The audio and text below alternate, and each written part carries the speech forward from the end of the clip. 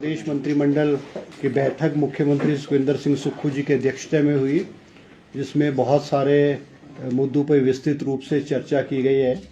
और ये कैबिनेट की जो मीटिंग है लगातार तीसरे दिन जो है ये लगभग कोई 5 घंटे के करीब चली और बहुत सारे इश्यूज़ पे एक तो ऑफिशियल एजेंडा था कैबिनेट का, उसके अलावा अनऑफिशियल एजेंडाज भी थे, जिसमें विस्तृत रूप से आज कैबिनेट ने बहुत सारे अहम इश्यूज़ पे जो है चर्चा की गई है। जो कैबिनेट के फिक्स्ड एजेंडाज थे वो लगभग कोई 22 के करीब फिक्स एजेंडाज थे, जिसमें सबसे महत्वपूर्ण मांग जो हमारे कंपैशनेट ग्राउंड्स के जो लोग थे, जिनके माता पिता में से कोई बहुत लंबे अरसे से उनकी डेथ हो गई थी और वो नौकरी का इंतज़ार कर रहे थे, क्योंकि मुख्यमंत्री जी ने कैबिनेट सब कमेटी की फॉर्मेशन की थी और कैबिनेट सब कमेटी ने जो रिकमेंडेशन जो है वो सरकार को और कैबिनेट को दी और आज कैबिनेट ने उस पर विस्तृत रूप से जो है बहुत सारे फैसले जो है लिए हैं। सबसे बड़ा जो फैसला किया गया है कंपैशनेट ग्राउंड की नौकरी में, क्योंकि पहले जो है जो इनकम क्राइटेरिया रखा था वो 2.5 लाख रुपए था सालाना, जिसकी वजह से बहुत सारे जो है बच्चे हैं वो इस क्राइटेरिया को इनकम क्राइटेरिया को फुलफ़िल नहीं करते थे और उनकी जो इनकम होती थी, फैमिली की इनकम है, वो 2.5 लाख रुपए से ज़्यादा होती थी। उनकी सबसे बड़ी मांग थी और बहुत सारे प्रतिनिधिमंडल कंपैशनेट ग्राउंड के जो लोग थे वो समय समय पर मुख्यमंत्री जी से मिलते रहे और मांग करते रहे कि इनकी जो इनकम का क्राइटेरिया है उसको बढ़ाया जाए। आज कैबिनेट ने जो है जो कि इनकम का क्राइटेरिया 2.5 लाख रुपए सालाना था, उसको बढ़ा करके 3 लाख रुपए सालाना किया है, जिसकी वजह से बहुत सारे जो लोग हैं वो अब नौकरियों की पात्रता में आ जाएंगे और नौकरी के जो है हकदार हो जाएंगे। और इसमें एक और फैसला किया गया है, क्योंकि कंपैशनेट ग्राउंड के बहुत सारे केस पेंडिंग पड़े हुए हैं, तो एक लख्त सभी लोगों को नौकरी दे पाना संभव नहीं होगा। उसके लिए जो है सबसे पहले प्राथमिकता जो है विडोज़ जो है विधवाएं हैं उनको दी जाएगी। फिर जो है अनाथ बच्चे हैं, अनाथ बच्चे का मतलब कि जिनके ना माँ है ना बाप है, उनको प्राथमिकता दी जाएगी। और दूसरी कैटेगरीज़ के जो लोग हैं, ओपन कैटेगरी के लोग हैं, उनको भी इसमें नौकरियां दी जाएंगी। कैबिनेट ने ये फैसला किया है। कैबिनेट ने आज 500 पोस्टें कंपैशनेट ग्राउंड्स के आधार पे स्वीकृत की है, जिसमें लगभग सभी जो विधवाएं हैं, जो अनाथ बच्चे हैं और बहुत सारे जो लोग हैं जो अदर कैटेगरीज़ के हैं, वो लगभग 500 पोस्टें जो स्वीकृत की हैं अलग अलग डिपार्टमेंट में, उसके जो है पात्र हो जाएंगे और उनको जल्द हिमाचल सरकार द्वारा जो है वो नौकरी जो है वो दे दी जाएगी। क्योंकि आज कैबिनेट ने, मुख्यमंत्री जी ने भी इस पे गंभीर चिंता व्यक्त की है, क्योंकि बहुत सारे लोग बहुत लंबे अरसे से लटके हुए हैं, क्योंकि पूर्व की भारतीय जनता पार्टी की सरकार ने जो है वो लोगों को नौकरियां नहीं दी, और अगर उन्होंने जाते जाते 2022 में दी भी थी तो उन्होंने डेली वेजेस के ऊपर, जो कि मल्टी टास्क वर्कर के रूप में, चाहे वो पीडब्ल्यूडी डिपार्टमेंट में था चाहे आईपीएस डिपार्टमेंट में था, वो मल्टी टास्क वर्कर के रूप में नौकरियां दी थी। ये जो 500 नौकरियां दी जाएंगी, ये जो है वो पक्की नौकरी के रूप में दी जाएंगी और क्लास 3 और क्लास 4 की नौकरियां इनको दी जाएंगी। क्लास 3 और क्लास 4 की नौकरियां दी जाएंगी। और इनमें से कुछ अगर ऐसे भी होंगे जिन्होंने टेक्निकल ट्रेनिंग की है या आईटीआई है या नर्सिंग है या डॉक्टरेट है या कोई और है, पॉलिटेक्निक है, तो उनको पात्रता के अनुसार जो है टेक्निकल नौकरी के रूप में भी उनको जो है वो कंसिडर किया जाएगा। तो ये सबसे इम्पोर्टेंट जो है फैसला जो है आज कैबिनेट ने लिया है। इसके अलावा कैबिनेट में आज, क्योंकि गवर्नमेंट का ये थ्रस्ट है कि हमारी जो नर्सेज है या जीएनएम जो हमारी लड़कियां करती है, उसमें जो है क्वालिटी की एजुकेशन हो, क्योंकि हिमाचल प्रदेश में गवर्नमेंट सेक्टर में चाहे हमारे मेडिकल कॉलेजेस हैं, इनमें इनटेक बीएससी नर्सिंग का और जीएनएम का एक लिमिटेड था। तो गवर्नमेंट का ये है कि भाई जो सरकारी गवर्नमेंट इंस्टीट्यूशन से लेगा, उनकी जो स्टैंडर्ड ऑफ एजुकेशन है, क्वालिटी ऑफ एजुकेशन है, या उनको जो एक्सपीरियंस है इन बड़े बड़े इंस्टीट्यूशंस में, वो नर्सिस को बेटर मिलता है as compared to private institutions. आज कैबिनेट ने फैसला लिया है कि बीएससी नर्सिंग की जो सीट्स हैं एसएनजीएमसी शिमला में, उसको बढ़ा करके 60 से बढ़ा करके उसको 100 किया गया है। और doctor Rajendra Prasad medical college Kangra Tanda की जो जीएनएम की सीट्स है उसको 30 से बढ़ा करके जो है वो 60 किया गया है। इसी प्रकार से जो है एक लेबर लॉ में हिमाचल प्रदेश फैक्ट्री रूल्स 1950 में अमेंडमेंट किया, क्योंकि आज पूरे हिंदुस्तान में अलग अलग सेक्टर्स में ईज़ ऑफ डूइंग बिजनेस का जो ट्रेंड है वो गवर्नमेंट ऑफ इंडिया की तरफ से चला है, चाहे वो फैक्ट्रीज एक्ट है, चाहे लेबर एक्ट है, चाहे इंडस्ट्रियल एक्ट है। तो जो हमारे प्राइवेट सेक्टर के लोग थे, खास करके जैसे हमारी फैक्ट्रीज़ में है या हमारे और इंस्टीट्यूट्स हैं, उनमें हमारे फैक्ट्री लॉ में था कि जो महिलाएं हैं वो केवल 8 घंटे ही नौकरी कर सकती है, 8 घंटे की ड्यूटी दे सकती है, और वो चाह करके भी ओवर टाइम नहीं कर सकती थी क्योंकि कानून में ऐसा प्रावधान नहीं था। अब अमेंडमेंट करने के बाद, हिमाचल फैक्ट्री एक्ट में अमेंडमेंट करने के बाद, अब महिलाएं जो है वो 8 घंटे के बजाय 12 घंटे भी वो नौकरी, अपनी जो ड्यूटी है वो कर सकती है, और उनको ओवर टाइम के जो एक्स्ट्रा चार्जेस मिलेंगे और वो उनकी अनुमति पे होगी। कोई उनको फोर्स नहीं करेगा कोई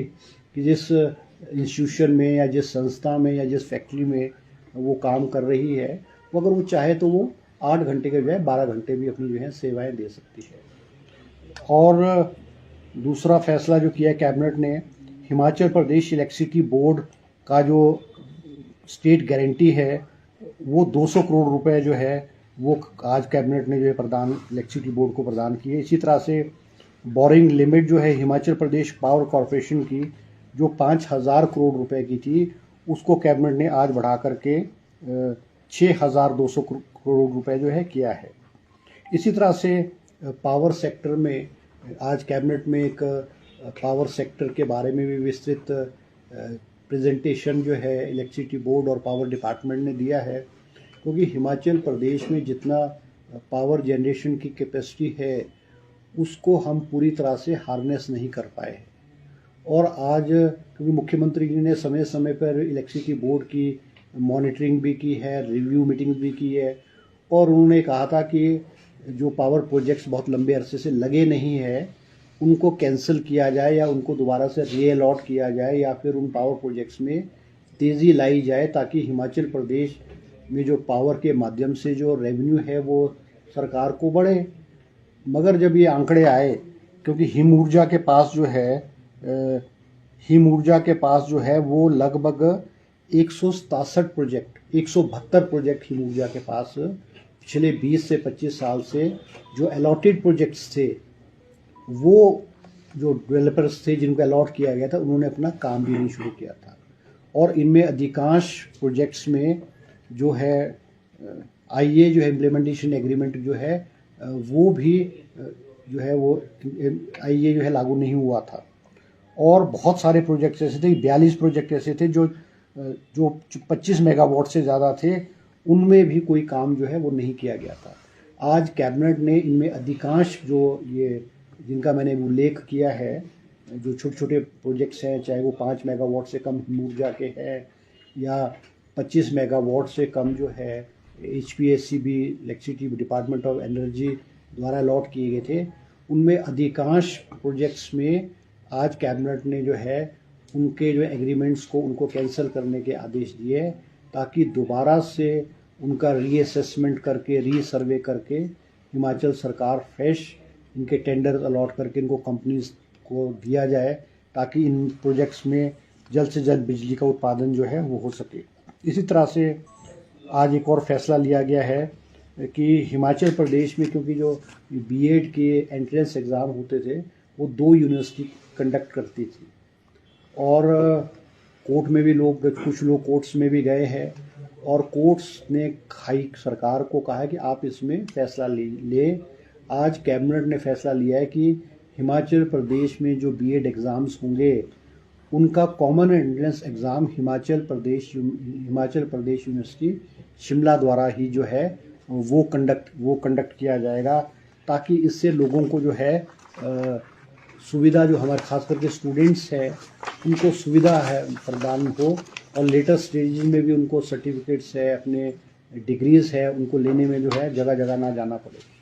इसी तरह से एक और स्कीम मुख्यमंत्री जी ने अपने 2024-25 के बजट स्पीच में घोषणा की थी कि महर्षि वाल्मीकि कामगार आवास योजना 2024 में की जो मकान है इस श्रेणी के लोगों को, उनको 2.5 लाख रुपया दिया जाता था, मगर मांग थी कि भी इनकी राशि को 2.5 लाख रुपए मकान की राशि को बढ़ा करके 3 लाख रुपए किया जाए, जिसको आज जो है कैबिनेट ने जो है अनुमति जो है प्रदान की है। इसी तरह से 2 इश्यूज जो है 33 केवी सबस्टेशन लगने के हैं, ये है उप महाल शिवपुर तहसील अम्ब जिला ऊना में, और एक दूसरा है 33 केवी सबस्टेशन महल लगुणू मौजा हबडोली कांगड़ा जिला कांगड़ा में। यहाँ ज़मीन की सबस्टेशन लगाने के लिए ज़मीन की ज़रूरत थी इलेक्ट्रिसिटी बोर्ड को,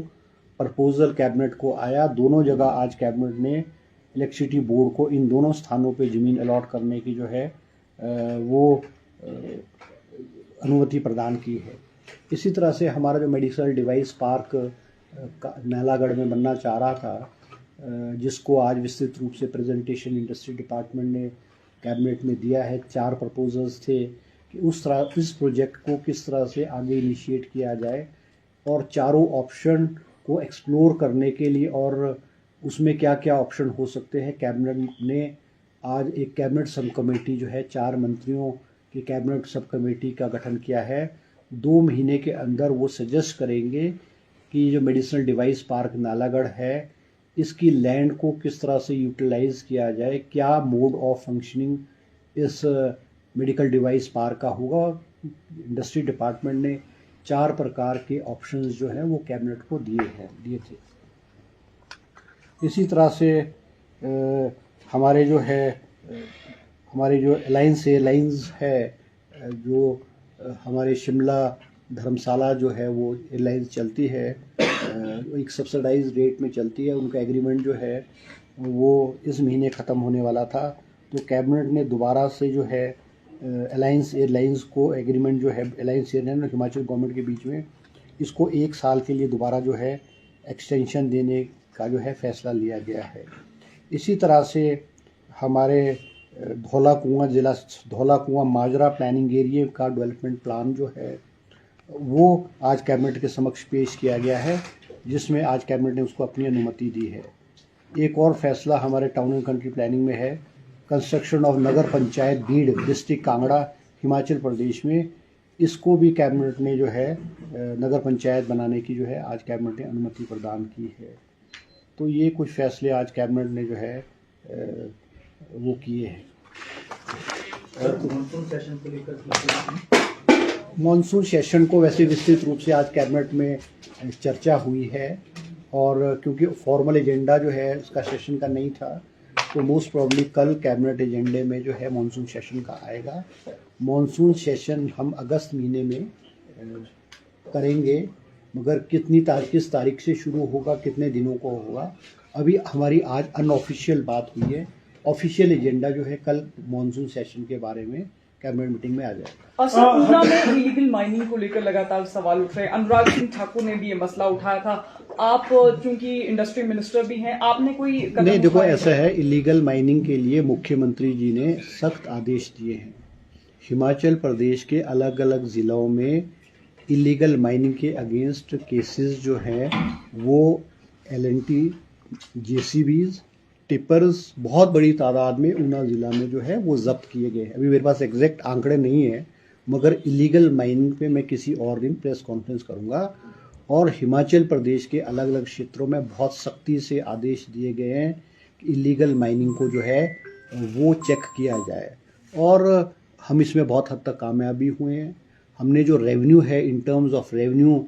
हिमाचल प्रदेश में, आप ये कहेंगे जब भारतीय जनता पार्टी की सरकार थी 2022-23 में, तो हमारा रेवेन्यू था 240 करोड़ रुपये, मगर हमने 2023-24 में रेवेन्यू को बढ़ा करके 240 करोड़ से 316 करोड़ रुपए किया है। और पिछले वित्तीय वर्ष में जो 24-25 वाला गया उसमें हमने रेवेन्यू जो है 356 करोड़ रुपए पे रेवेन्यू पहुंचाया है। हमने 2 साल के कार्यकाल में हमने जो रेवेन्यू है वो 115 करोड़ रुपए रेवेन्यू बढ़ाया है। ये बात ठीक है कि इलीगल माइनिंग अलग अलग क्षेत्रों में कहीं ना कहीं होती रही है, मगर हमने उस पर सख्ती पे से नकेल डालने की कोशिश की है। जहाँ भी कोई शिकायत आती है, वो चाहे हमारे चुने हुए प्रतिनिधि हैं, चाहे आम आदमी है, वो हमको जहाँ भी